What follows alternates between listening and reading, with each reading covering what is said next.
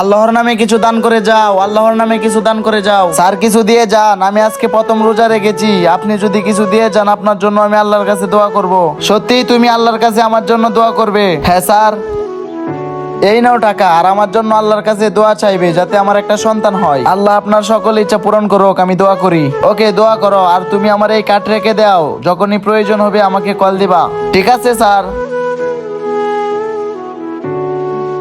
Sir আমাকে কিছু সাহায্য করুন, আমি সারাদিন রোজা রেখেছি। এই নে ধরোকে।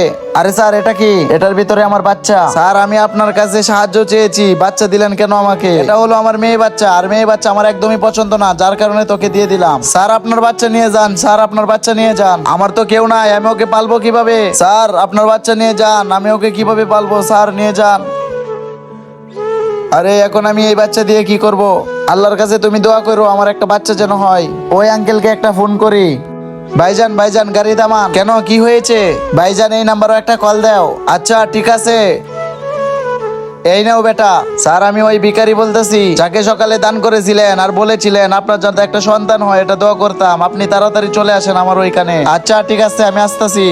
শুক্রিয়া স্যার। আরে এই ভিখারির কাছে এই ছোট বাচ্চাটা কার? আমার তো গোলমাল মনে হইতাছে, দেখি তো একটু লক্ষ্য করে। কল দিয়ে কেন ডেকেছো বলো এখন? স্যার আপনি তো সন্তান চেয়েছিলেন, এই নিন সন্তান। আরে বেটা তুমি এই বাচ্চা কোথায় পেলে? আমি একজনের কাছে টাকা চেয়েছিলাম, তখন টাকার বদলে এই বাচ্চাটিকে ফেলে রেখে গিয়েছে। সে বলেছিল এই মেয়েকে ফেলে দেওয়ার জন্য, তখন আমার কাছে রেখেছি আর আপনাকে কল দিয়ে দিলাম। ওই লোকটা হয়তো ভুলে গিয়েছিল ও কোনো না কোনো মায়ের সন্তান, আর মেয়ে হলো আল্লাহর রহমত। আর বন্ধুরা ভিডিওতে লাইক দিয়ে চ্যানেলটিকে সাবস্ক্রাইব করে দিও প্লিজ।